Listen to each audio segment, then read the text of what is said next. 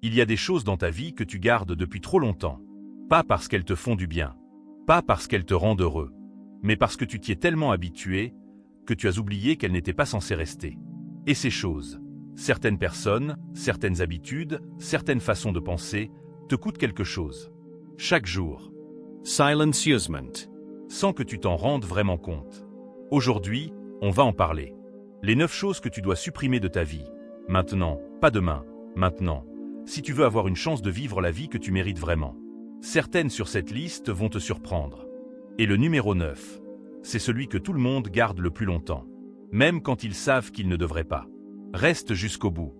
Avant de rentrer dans le vif du sujet, j'ai besoin de te dire quelque chose d'important. Parce que si je te donne juste une liste de choses à supprimer sans t'expliquer pourquoi c'est si difficile à faire, ça ne servira à rien. La psychologie comportementale a une réponse très précise à cette question. Le chercheur B.J. Fogg de Stanford l'appelle l'inertie comportementale. La tendance naturelle du cerveau à maintenir les patterns existants, même quand ils sont douloureux, simplement parce qu'ils sont familiers.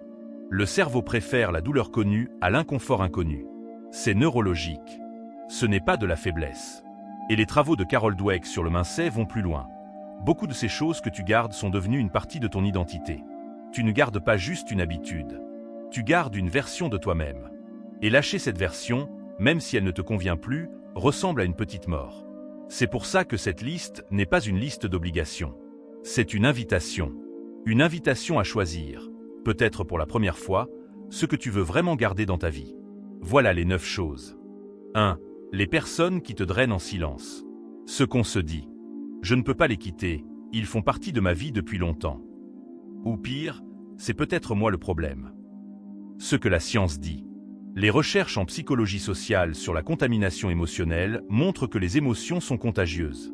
Passer du temps régulier avec des personnes qui fonctionnent dans la plainte, la négativité ou le drama affecte littéralement ton chimie cérébrale, ton niveau de cortisol, ta réactivité au stress, ta capacité à trouver de la joie dans les petites choses. Ce n'est pas métaphorique. C'est biochimique. Le test concret. Pose-toi cette question honnêtement. Après avoir passé du temps avec cette personne, est-ce que tu te sens généralement plus léger ou plus lourd? Si la réponse est « plus lourd », systématiquement, tu as ta réponse. Moment reconnaissable. Tu as déjà raccroché le téléphone après une conversation et soupiré d'épuisement?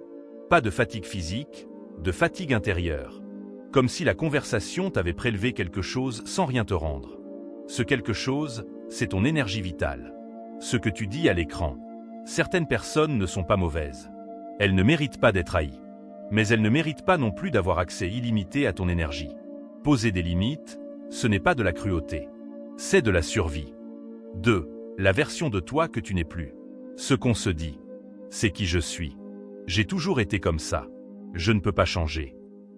Ou, les autres me connaissent comme ça. Si je change, qu'est-ce qu'ils vont penser? Ce que la science dit. La théorie de l'identité sociale de Henri Teifel montre que les individus s'accrochent à leur identité même quand elle leur cause du tort. Parce que l'identité donne un sentiment de cohérence et de prévisibilité. Mais la neuroscience est claire. Le cerveau adulte conserve sa plasticité tout au long de la vie. Tu n'es pas figé. Tu es simplemente habitué. Le test concret. Quelle croyance sur toi-même as-tu adoptée il y a plus de 5 ans et que tu n'as jamais remise en question? Je suis quelqu'un de timide. Je ne suis pas doué pour ça. Je n'ai pas de chance. Sont-elles vraiment vraies ou sont-elles juste vieilles? Moment reconnaissable. Tu t'es déjà présenté d'une façon qui ne te correspondait plus vraiment, par habitude, parce que c'est comme ça qu'on te connaît, et ressenti quelque chose de creux à l'intérieur. Comme si tu jouais un rôle dans une pièce dont tu ne voulais plus, ce que tu dis à l'écran. La personne que tu étais il y a 5 ans a fait de son mieux avec ce qu'elle avait. Elle mérite ta gratitude. Mais elle ne mérite pas de continuer à te définir aujourd'hui. 3. La culpabilité que tu n'as pas choisie. Ce qu'on se dit. Si je ne me sens pas coupable, c'est que je ne me soucie pas des autres. Ou, je mérite de souffrir pour ce que j'ai fait ou ce que je n'ai pas fait. Ce que la science dit. Les psychologues distinguent la culpabilité saine, celle qui signale une vraie transgression et pousse à réparer, de la culpabilité toxique, celle qui devient une identité permanente sans aucune fonction réparatrice. La culpabilité toxique est souvent implantée par d'autres, parents, partenaires, société. Tu portes un poids qui n'était pas à toi à l'origine. Le test concret. Cette culpabilité que tu portes, est-ce qu'elle t'a poussé à faire quelque chose de mieux, à réparer quelque chose de réel? Ou est-ce qu'elle t'a juste gardé dans un état de punition silencieuse sans aucune sortie? Moment reconnaissable. Tu as déjà dit « je suis désolé » pour des choses qui n'avaient rien à voir avec toi? Tu t'es déjà excusé d'exister, d'avoir des besoins, de prendre de la place?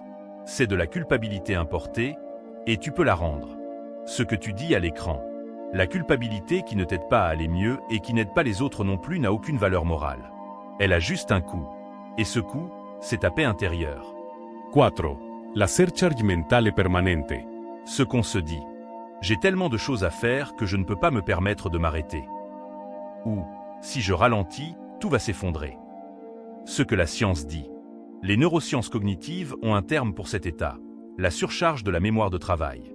Quand le cerveau jongle avec trop d'informations ouvertes simultanément, sa capacité à prendre des décisions, à ressentir des émotions et à créer diminue drastiquement. Tu ne penses pas moins vite. Tu penses moins bien. Et cette dégradation est directement liée au volume de boucles ouvertes que tu gardes dans ta tête. Le test concret.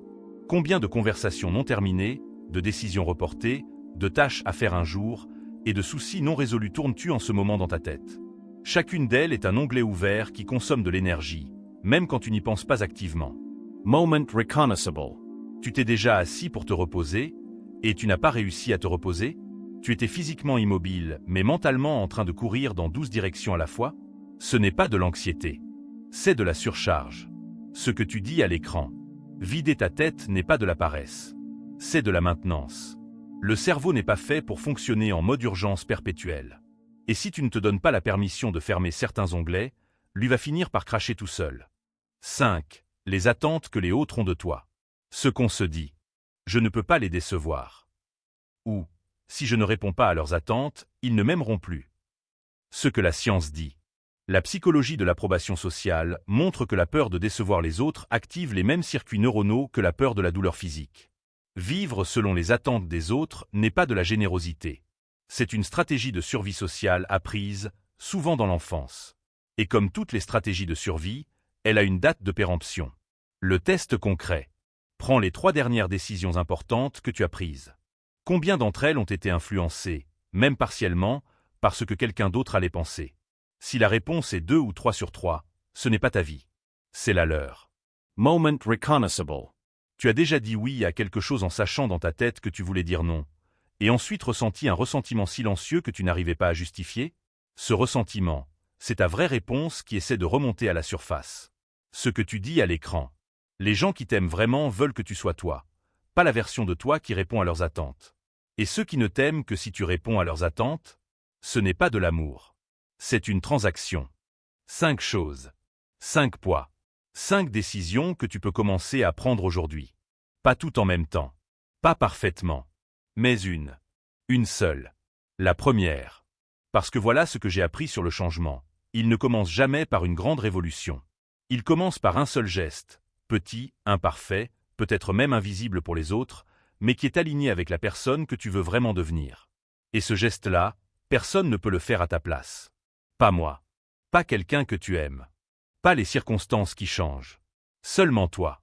Alors dis-moi, dans les commentaires, maintenant, laquelle de ces 5 choses tu as décidé de commencer à supprimer? Juste le numéro. Ou écris le nom si tu te sens prêt.